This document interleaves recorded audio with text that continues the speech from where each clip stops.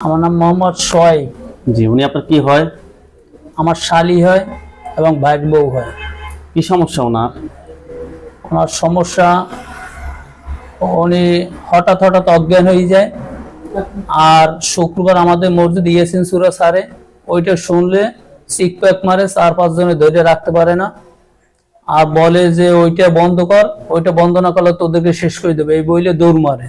ঘর থেকে বের হয়ে যাইতে চায়, কিন্তু 4-5 জন ওরে ধরে খাড়ে উপরে শোয়ায়। আচ্ছা, রোগীর সমস্যাটা আজকে কত সময় ধরে হচ্ছে? এইটা বিবাহের পর আমরা বুঝতে পারছি, এর আগে বুঝতে পারিনি কে। আচ্ছা, আপনি কি করেন?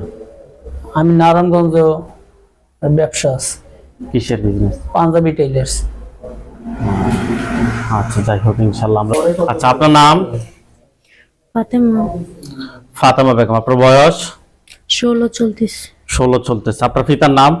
জামাল সর্দার। জামাল সর্দার। মায়ের নাম? রোকেয়া বেগম। রোকেয়া বেগম। থানা? হিজলা। হিজলা। জেলা? জেলা বরিশাল। বরিশাল। যে এলাকায় থাকেন ওই এলাকার নাম? বড়লক্ষ্মীপুর। আপনার বিয়ে হয়েছে?